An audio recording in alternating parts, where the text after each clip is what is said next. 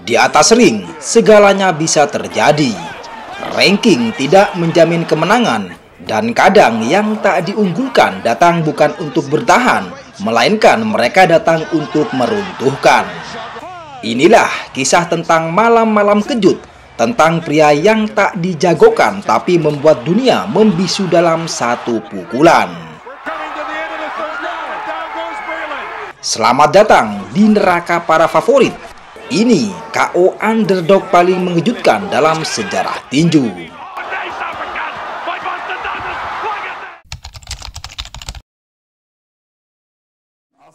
Di dunia yang dipimpin oleh raja-raja tak tergoyahkan, ada satu nama yang dilupakan. Satu prajurit dari tanah asing tak diundang dan tak diperhitungkan. Tapi malam itu, dia membakar singgasana dan menghancurkan dewa yang tak terkalahkan. Donald Curry bukan sekedar juara dunia. Dia adalah The Lone Star Cobra, tak terkalahkan dalam 25 pertarungan. Pemilik sabuk WBA, WBC, dan IBF kelas welter. Banyak yang menyebutnya sebagai petinju pound for pound terbaik di dunia saat itu. Lawan yang datang berasal dari Inggris, Lloyd Honeyghan. Dia hanya disebut sebagai lawan mandatori, tak dianggap ancaman. Tapi malam itu, Honeyghan bertarung seperti lelaki yang tak punya rencana pulang. Dia mendobrak sejak awal, menghantam Curry tanpa rasa hormat dan tanpa jeda.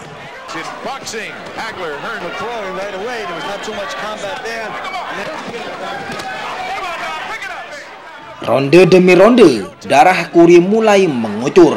Wajahnya lebam, sang juara dunia itu terlihat rapuh.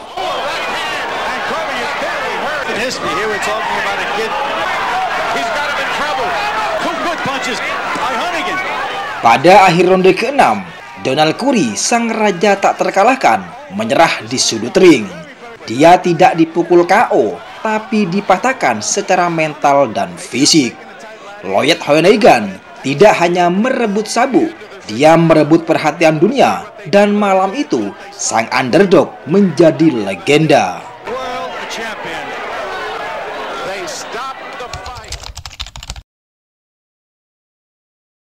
Di malam yang penuh prediksi, semua taruhan condong ke satu nama. Tapi terkadang sejarah tidak ditulis oleh favorit.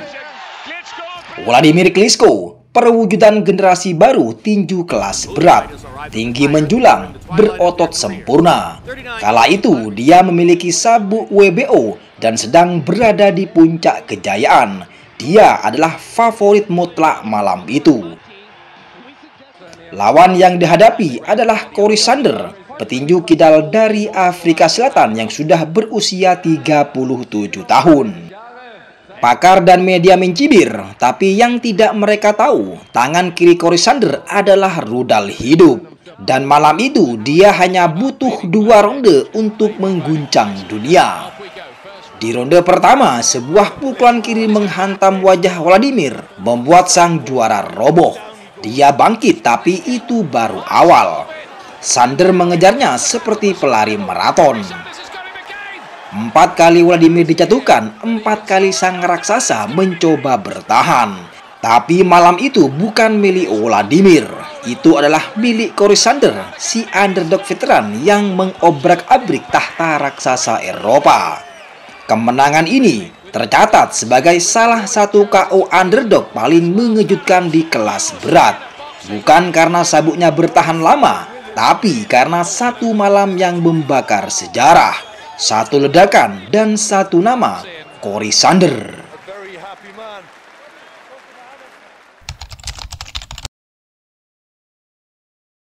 Lennox Lewis, sang raja kelas berat, pemilik sabuk WBC, IBF, dan IBO.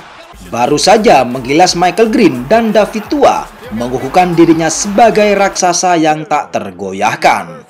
Dan kini dia terbang ke Afrika Selatan, syuting film Ocean Eleven, sedikit latihan dan duel mudah melawan petinju yang katanya cuma pemanasan, yakni Hasim Rahman.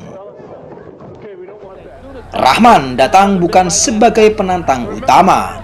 Dia bahkan sempat dianggap hanya pengisi slot waktu, bukan ancaman serius. Tapi di udara tipis Johannesburg, di ketinggian 1.800 meter, sejarah mulai menulis kalimat berbeda.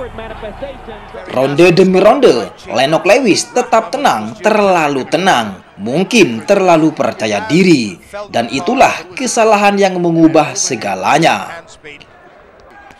Di ronde kelima, Lewis meremehkan posisi. Dia menurunkan tangannya, yang kemudian Rahman tak membuang waktu.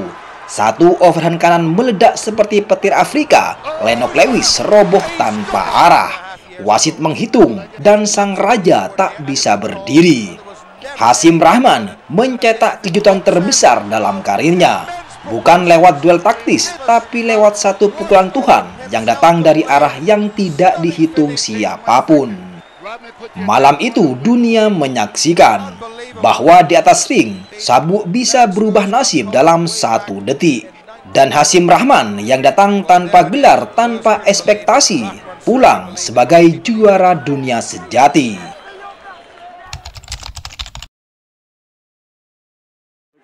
Di awal tahun 90-an, Mike Tyson adalah sosok yang tak tersentuh dan tak terkalahkan. 37 kali menang, 33 kali diantaranya diraih lewat KO. Petinju paling menakutkan yang pernah menginjakkan kaki di atas ring. Di seberangnya, berdiri seorang pria biasa bernama James Buster Douglas, yang bahkan sebagian besar fans tinju tak mengetahui namanya. Mulai ronde pertama, dunia terdiam. Buster Douglas, si underdog, justru mengendalikan ring. Jabnya cepat, kakinya ringan, kombinasinya menusuk dari segala arah. Mike Tyson tampak bingung, terlambat, dan kesakitan. Di ronde ke-8, Tyson sempat membuat harapan bangkit. Uppercut kanan menjatuhkan Douglas, tapi dia berdiri, dan bukan sekedar bertahan. Douglas kembali menyerang lebih agresif. Di ronde ke-10, Buster melihat celah, lalu masuk dengan satu kombinasi maut, membuat Mike Tyson tersungkur. Dia mencari pelindung gigi di lantai, wasit mulai menghitung, dan dia dinyatakan kalah lewat KO kejam. Malam itu, di Tokyo Dome, mitos runtuh monster tak terkalahkan. Dan seorang manusia biasa bernama Buster Douglas menjadi legenda karena satu malam yang tak akan pernah dilupakan. Mike Tyson, however, I take a different path. Di atas kertas, duel ini seperti pertandingan sparring. Di satu sisi, Mark Brilliant emas Olimpiade, rekor impresif dan pemilik sabuk juara dunia WBA kelas welter. Di sisi lain, Aaron Superman Davis, nama yang nyaris tak dikenal di luar Bronx. Tak pernah menyentuh pertarungan gelar dan nyaris tak punya kesempatan menurut para ahli. Namun, sejarah punya selera humor yang kejam. Dan di ring adalah tempat keajaiban atau kutukan bagi yang lengah. Sejak ronde pertama, Mark Brilliant mengendalikan laga. Jabnya tajam, gerak kakinya licin. Sementara Davis mulai membaca pola, pelan tapi pasti. Tekanan terus dinaikkan meski tertinggal angka. Davis tak menyerah, dia terus bergerak maju seperti tank yang menunggu waktu ledakan. Di ronde ke-9, tiba-tiba dalam sepersekian detik, Davis melepaskan pukulan yang telak kerahan Brilliant membuat petinju itu roboh seketika. Bukan sekedar jatuh, tapi nyaris terkapar tanpa kesadaran. Wasit menghentikan laga tanpa hitungan lanjutan. Aaron Davis dinyatakan menang lewat KO di ronde ke-9. Tidak ada yang menyangka dari anonim ke singgasana dunia hanya dalam 9 ronde. Aaron Davis bukan hanya mengalahkan juara dunia, tapi juga menghapus kata impossible dari kamus underdog. Dan itulah indahnya tinju, karena kadang hanya butuh satu pukulan untuk mengubah hidup.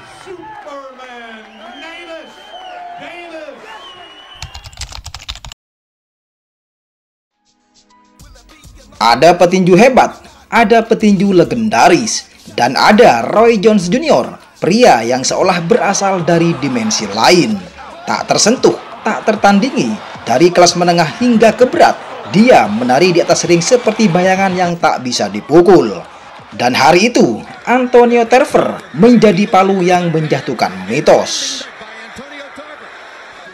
Pertemuan pertama mereka dimenangkan oleh Jones lewat keputusan mayoritas. Kemenangan yang diperdebatkan karena Tarver memberi perlawanan luar biasa. Namun banyak yang menganggap Roy Jones Jr. hanya kurang bugar usai turun dari kelas berat. Sementara Antonio Tarver dianggap sebagai langkah ulang bagi sang legenda. Namun Tarver tidak lupa dan tidak memaafkan. 15 Mei 2004, ring di Las Vegas memanas. Roy tampil gesit, tapi Tarver tenang penuh dengan keyakinan. Hingga saat Roy mencoba melepaskan kombinasi, Tarver melepaskan hook kiri brutal yang membuat Roy Jones Jr. ambruk dengan kaku. Satu pukulan, satu momen, satu sejarah. Wasit menghitung, tapi semua orang tahu ini bukan sekedar knockdown, ini adalah kehancuran. Dengan satu hook kiri, Tarver menurunkan pria yang dianggap sebagai dewa. Bukan hanya menang, tapi menghapus aura keabadian Roy Jones Jr. Dan malam itu dunia sadar, di ring tinju tak ada yang aman dari pukulan sempurna.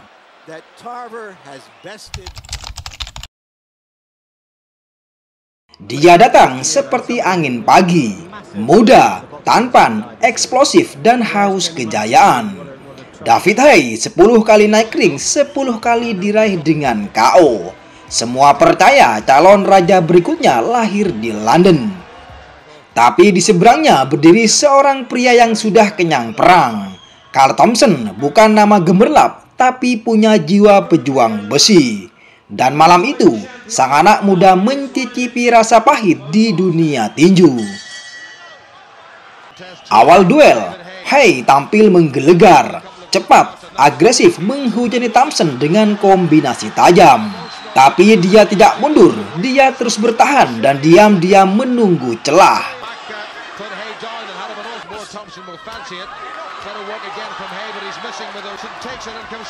Dan ketika stamina Haye mulai menipis, sang veteran mulai menyusun serangan balik. Dan benar saja, stamina mulai mengkhianati tubuh mudanya. Thompson maju pelan-pelan dan ketika celah itu terbuka, sebuah pukulan kanan menjatuhkan David Haye ke kanvas. Haye bangkit tapi kakinya goyah dan di saat itulah Thompson menghantam bertubi-tubi di pojok ring. Akhirnya wasit melangkah masuk menghentikan pertarungan. Di malam itu pengalaman menumbangkan ambisi. David Haye jatuh untuk pertama kalinya dan belajar satu pelajaran besar. Dalam tinju, kecepatan bisa memudar, kekuatan bisa gagal. Tapi keteguhan, itulah yang bisa menggulingkan singa muda.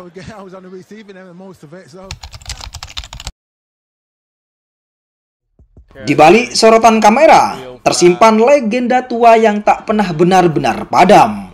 Randall Bailey, si knockout king, datang bukan sebagai penantang, tapi sebagai ancaman yang tak dilihat siapapun yang datang. Mike Jones, muda, atletis dengan rekor 26 kali kemenangan tanpa kalah, bintang masa depan, sudah diproyeksikan naik ke level super. Satu kemenangan lagi, sabuk dunia jadi miliknya. Namun malam itu, Bailey membawa satu kembali dikejutkan oleh veteran yang dilupakan. Kini jadi juara dunia IBF kelas welter. Randall Bailey tak punya promotor raksasa, juga tidak punya usia di pihaknya. Tapi dia punya daya ledak, dan malam itu ledakannya mengguncang seluruh dunia tinju.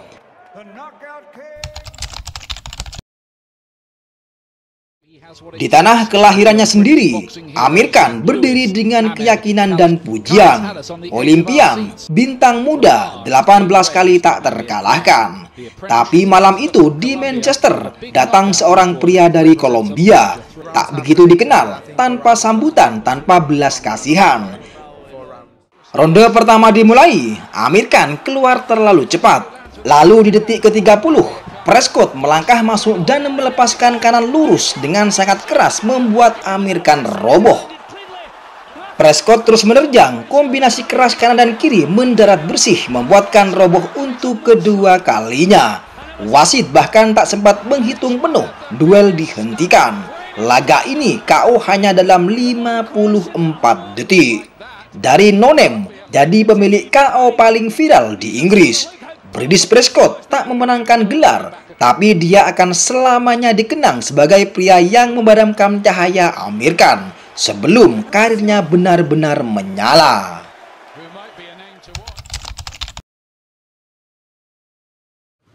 Tahun 2001, Manny Pacquiao datang sebagai petinju pengganti dadakan. Hanya punya waktu selama 2 minggu persiapan. Letwaba saat itu adalah juara dunia IBF Super Bantam. Petinju teknikal dan cerdas difavoritkan menang dengan mudah. Sementara Pacquiao belum dikenal, kurus, belum pernah tampil di TV Amerika, dan baru pertama kalinya menginjakkan kaki di MGM Grand Las Vegas. Namun, yang terjadi di atas ring justru seperti dongeng. Manny Pacquiao semula dianggap sekedar pelengkap dan sekedar korban. Tapi saat ronde pertama dimulai, publik Amerika langsung melihat sesuatu yang berbeda. Kecepatan, ritme, insting haus kejayaan. Di ronde kedua, sang juara mulai kehilangan arah. Dan puncaknya di ronde ke-6, dia roboh, wajahnya hancur, semangatnya hilang. Duel dihentikan lewat technical knockout dan dunia langsung bertanya, siapa orang Filipina ini? Pertarungan yang bersejarah ini merupakan debut Manny Pacquiao di bawah promotor Top Rank dan disaksikan langsung oleh Larry Merchant dan Jim Lampley yang kemudian mengakui kehebatan Pacquiao secara live. Setelah ini, Manny Pacquiao jadi langganan HBO dan menaiki satu persatu kelas hingga jadi legenda di 8 divisi.